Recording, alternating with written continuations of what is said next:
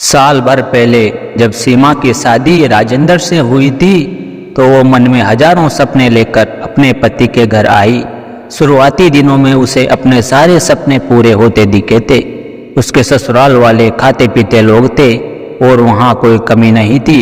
गरीबी में पली बड़ी सीमा के लिए इतना होना बहुत था।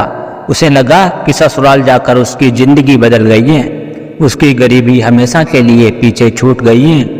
पर बीते दिनों के साथ उसका यह भ्रम था, सपना कह लो, टूटने सा लगा था। सीमा के मायके की जिंदगी गरीब और तंगहाली से भरी जरूर थी, पर वहाँ उसकी इज्जत थी। जैसे ही वह 20 साल की हुई थी, उसके माँ बाप उसकी इज्जत के प्रति कुछ ज्यादा ही सचेत हो उठे थे। इसलिए सीमा के लिए राजेंद्र जैसा लड़का और उसका ठीक ठाक परिवार देखकर सीमा की शादी राजेंद्र से करवा दी थी। शादी के शुरू दिनों में राजेंद्र का बर्ताव सीमा के प्रति अच्छा था। उसके सास ससुर भी उसका ख्याल रखते थे, पर आगे चलकर राजेंद्र का बर्ताव सीमा के प्रति कठोर होता चला गया। राजेंद्र कपड़े का कारोबार करता था, काम अच्छा चल रहा था, लेकिन व्यापार में कभी नफा नुकसान तो चलता ही रहता है। एक बार राजेंद्र को अपने कारोबार में 50,000 का घाटा हो गया था। उसने कर्ज चुकाने के लिए अपने एक दोस्त से 50,000 का कर्ज लेना पड़ा। कर्ज एक ऐसी चीज है जो मिल तो आसानी से जाते हैं, लेकिन उस कर्ज को उतारते उतारते पतलून तक गीली हो जाती हैं।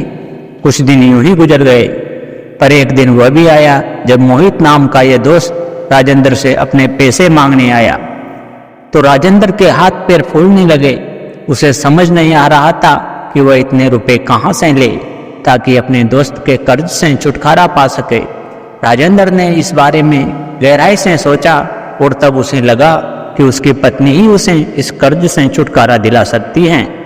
अपनी इस सोच के तहत राजेंद्र ने अपनी पत्नी सीमा से बात की और उससे कहा कि वह अपने माँ बाप से 50,000 मांग ले।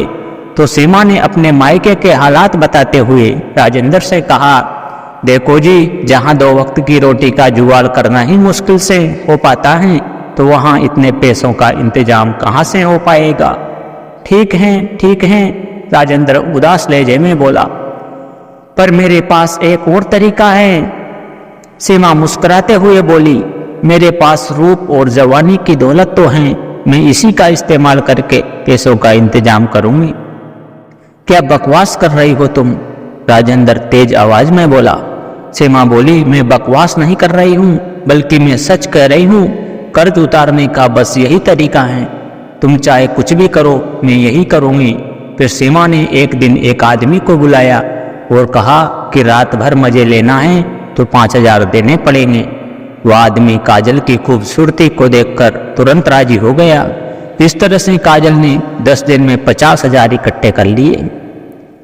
मेरे जो भी प्यारे दर्शक इस वीडियो को देख रहे हैं, उनसे कहना चाहता हूं कि मजबूरी में फंसकर सीमा की तरह इस गलत निर्णय कभी नहीं लेना, क्योंकि मानव शरीर बार बार नहीं मिलता। पैसे भी मिल जाएंगे, लेकिन इज्जत दोबारा नहीं मिलती। मेरा इस वीडियो को बनाने का उद्देश्य यही था।